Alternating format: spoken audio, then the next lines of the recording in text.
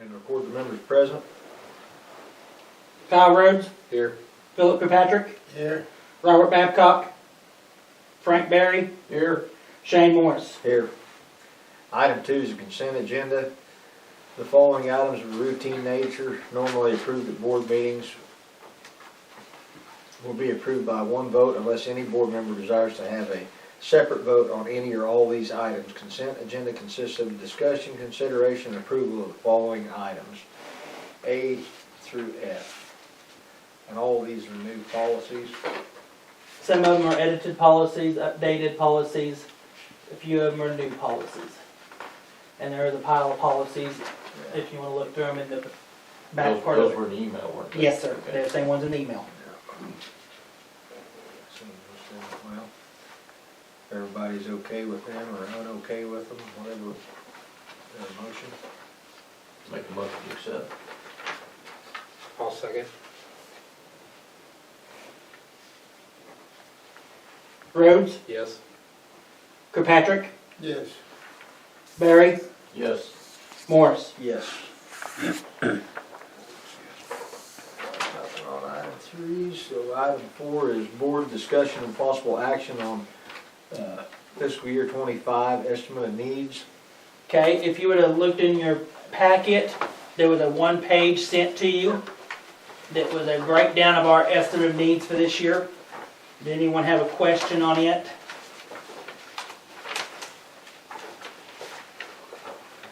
It looked like this right here. It should I be, didn't have any questions on that one. it just shows that our general fund will have, the total projected budget is 1.335168.31 for what we will have allowed to spend. Child nutrition projected budget is $37,736.92, and the projected budget for the building fund is $135,513.48. Nothing in the cooperative fund and nothing in the sinking fund, since we don't have any bonds. Is that about what we had last year? Yes, sir, it is. Our carryover was a little bit higher this last year. If I remember correctly, our previous year carryover is like 165,000, 156,000, somewhere in there, and this year's carryover is 202,000. Alright. Now make a motion to accept the estimate of needs. Or do you have a question? Okay.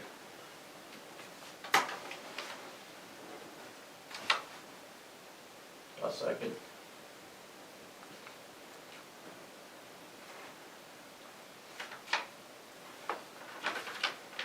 And I'm just making my notes, I had 24, it should be fiscal year 25 estimate needs, which was correct on y'all's Did I say agenda. Okay. 24? No, it was my mistake, never mind. Boats, Rhodes, Yes. Kirkpatrick, Yes. Berry, Yes. Morris. Yes.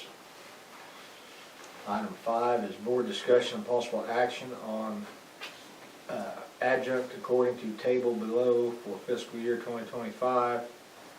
Gary Curtis for computer classes and Bryant Weber for math, finance, computer classes, and lab science. Any questions on that at all? It's for next year. No, that's for this year. This year. That's That's for this not year. running you too thin, is it? No, sir. Okay. No, sir. Taking on quite a little bit. It'll be, I'm surviving so far. Okay. We're doing good so far. We're already on week That's 6 good. of school. It's gone fast. Well, is there a motion on that? I make a motion. I'll second.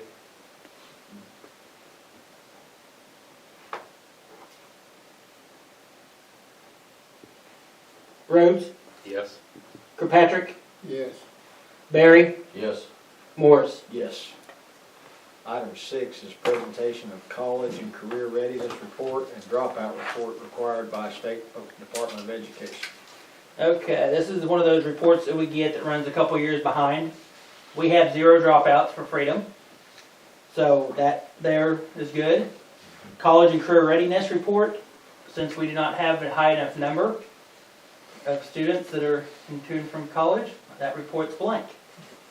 So, and then I can also bring up on the college and career readiness on our math. We were right there at basic or U.S. history. We have some that are advanced and some that are proficient. And then our English was right there on basic. So that's kind of where we are setting on our student scores there also.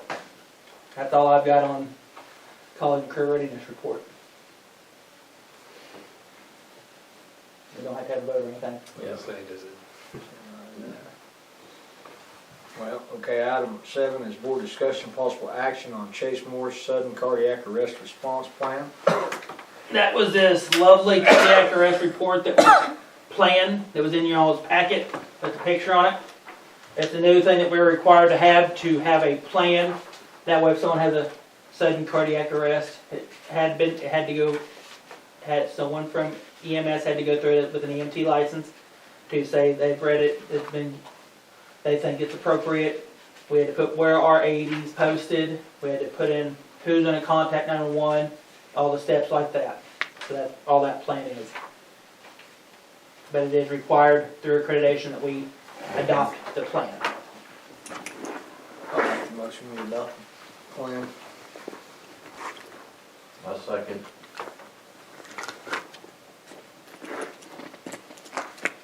Rhodes, Yes. Kirkpatrick, Yes. Barry, Yes. Morris. Yes. Item 8 is board discussion and possible action on AC heater in cafeteria and kitchen. Okay, got 2 quotes on this today. The first one from AEC Services, option 1 is a compressor replacement. Removal of the existing compressor and replacement with a 10-ton compressor. Freon, 2 filter dryers, and labor for $7,650. Option 2 they sent us is the complete unit replacement in the closet with all the heating units and everything on top for $24,000. Or we have another one that came in from House Refrigeration, which is to replace the unit on top of the school that have a new compressor in it, new condensers, everything. And that quote came in at $8,320. They would take a third down before we order the product, and then 60 days we could pay them another third of it, and then in December, January, once we had our tax dollars, we could pay it off. My recommendation would be go with them because according to this quote, AEC is just going to replace the compressor where House Refrigeration is replacing the whole unit on top. Now, is the evaporator on the roof or is it in the closet? It's in the closet. Okay, so they're not gonna change the No, sir. evaporator? None of those quotes are for the evaporator? No, sir. Okay. Are they gonna flush the system? They're going to go through and flush system, yes, sir. The 24,000, what was that? Is that? 24,000 is to replace everything that's in the closet, the heating, furnace, everything in the closet, and the unit on top. That's everything. Where the one for Yeah, is just the unit on top, because Yeah. how the refrigeration went to the unit in the closet, he says everything there is in immaculate condition, there's no reason to replace it. And if And sometime the A-coil went bad, that's not that high to change out just the A-coil later Yes. on if need be. And AEC would need at least 50% down no matter how we do it and paid off once we get it put in. My recommendation is to go with House Refrigeration and replacing the whole unit on top for the $8,320. I'm good with that. I agree with that. We need a vote on that. Yes, sir. I make the motion to go with Hal's. I second it.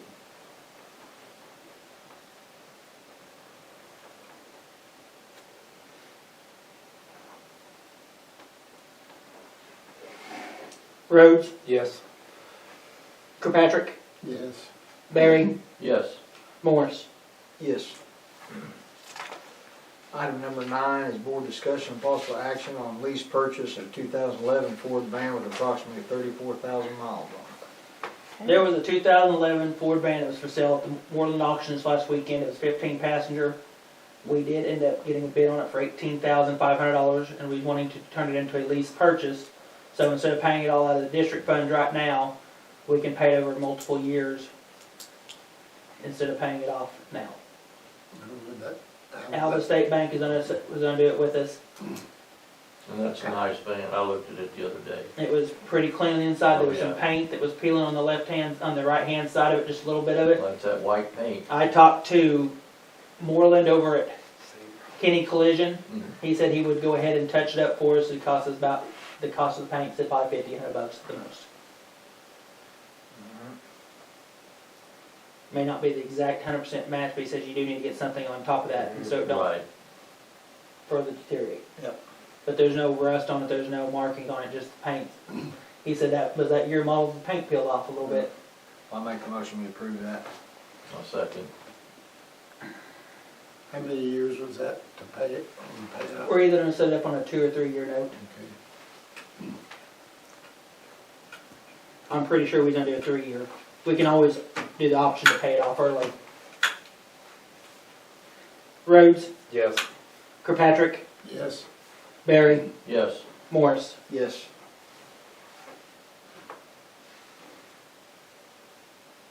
Okay, item 10 is board to sign any documents as needed. Okay, can we go ahead and skip to number 11 before we do Oh, that? yeah, item 11, new business. Yep.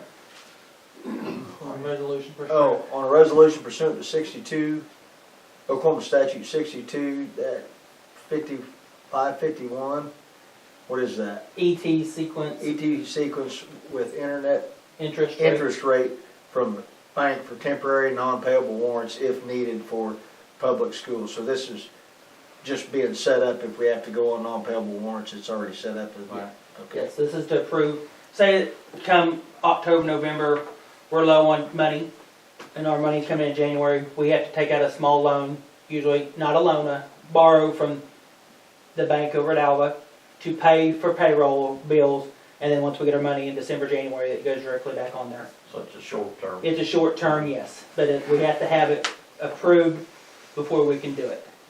Last year, we had to do it, I think, end of October-ish. I think our total finance charges were less than $20. So, I'll make a motion, we do that. I'll second.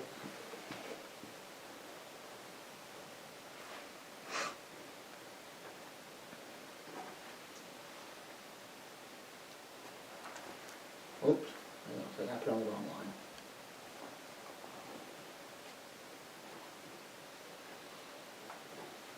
Rhodes, Yes. Kirkpatrick, Yes. Barry, Yes, Morris. Yes. Item 10 is board to sign any documents as needed.